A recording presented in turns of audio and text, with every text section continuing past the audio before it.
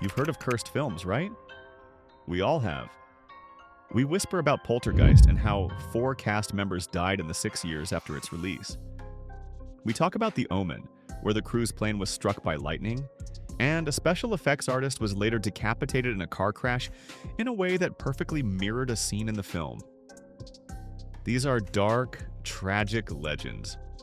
Unfortunate, creepy, but ultimately, they were accidents, tragedies, acts of God. Today, I'm going to tell you about a movie that wasn't cursed. It wasn't an accident. It was an active 90-minute-long assassination attempt. A film that wasn't haunted by a ghost. It was haunted by an idea so insane, so arrogant, that it left 70 of its own cast and crew scarred for life. The year is 1981. A film called Roar is finally released. The tagline on the poster is almost a joke. No animals were harmed in the making of this film. That might be true, but the poster left something out. It should have said, no animals were harmed. But 70 people were. This is director Noel Marshall and his wife, actress Tippi Hedren. You know her. She was a Hitchcock blonde, the star of The Birds. She had already spent months on a set being attacked by animals for a movie. But this was different. This was her life. In 1969, Tippi and Noel were on a trip in Africa and stumbled upon an abandoned game preserve. The warden's house had been taken over. It was filled with lions living side by side. They were captivated, and they had an idea. A family-friendly movie about a family living in harmony with big cats. It would be a message of conservation. So they did what any normal, rational family would do. They went back to their ranch in California and started collecting lions and tigers and leopards and cheetahs and 2 elephants. By the time they were ready to film, they owned 150 of the world's most dangerous predators, and they lived with them. This is their teenage daughter, Melanie Griffith. This is Noel's sons, John and Jerry. They moved these untrained, wild predators into their family home. They ate with them. They slept in the same house. They believed these 400-pound cats were their friends. And then, for 5 years, they tried to film a movie in the middle of this. This wasn't a set. This was a den. This was a feeding ground, and the cast and crew were on the menu. The plan was to use trained Hollywood animals. But the trainers saw the 150 untrained animals already on the property and said, absolutely not. This is a death wish. So Noel Marshall, a man who was a producer but not an animal expert, decided he would be the animal trainer, and the director, and the star. He didn't just want to make a movie, he wanted to create a cult, and he was the leader.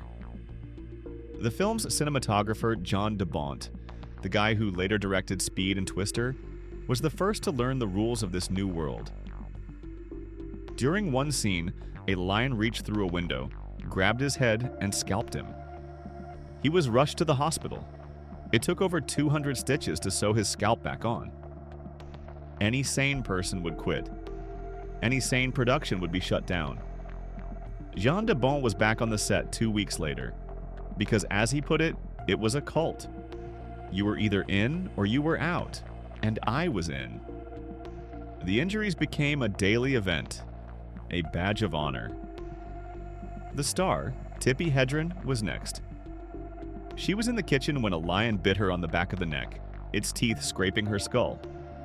She was lucky to survive, but the animals weren't done with her. Later, one of the elephants, Timbo, picked her up by the ankle. Tippi knew the protocol: go limp, don't fight. But the elephant bucked, throwing her off. And a lion that was waiting nearby pounced on her. It grabbed her leg and crushed it. She wasn't just bitten, she was left with a compound fracture. The wound became so infected she developed gangrene she almost lost her leg. And then there was the director, Noel Marshall, the man who started it all. He was bitten so many times, so frequently, that the set doctor reportedly told him, "At this rate, you won't have any hands left by the time we're done." He was bitten on the hand, the arm, the chest. His wounds were constantly septic. He also developed gangrene from the sheer number of lion bites.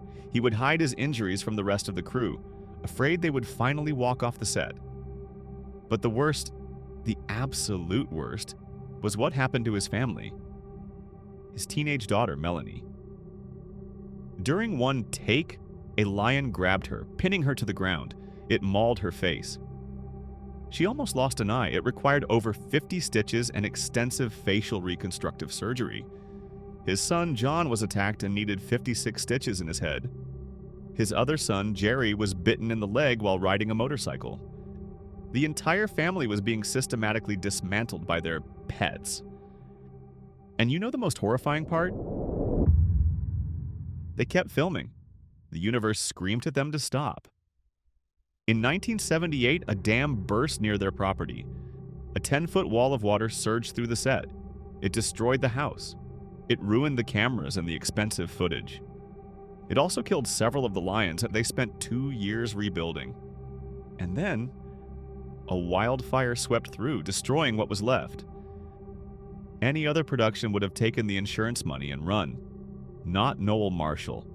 He mortgaged everything he owned to keep his vision alive. He wanted real, and real is what he got. Roar isn't a movie. It's a documentary of its own failed production. It's a snuff film where, by some miracle, everyone just barely survives. When you watch it, you're not seeing actors pretending to be scared. You're seeing real people, Tippi Hedren, Noel Marshall, their children, being genuinely, violently attacked by wild animals. The blood you see on screen, much of it is real. The terror in their eyes, that's not acting. That's the sudden, cold realization that you are prey. The plot of the film is just the family trying to escape a house full of lions. That's not a screenplay. That was their actual Tuesday. When the $17 million film was finally released in 1981, it made only $2 million. It was a complete disaster, a financial and critical ghost. It bankrupted the family and ended Noel and Tippi's marriage. It's been called the most dangerous and expensive home movie ever made. But it's not. It's a horror film. It's a 90-minute record of real-life trauma, of human beings being torn apart, all because one man refused to yell, "Cut!" So the next time you hear about a cursed film, remember Roar.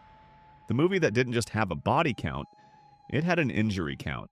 And 70 people still have the scars to prove it.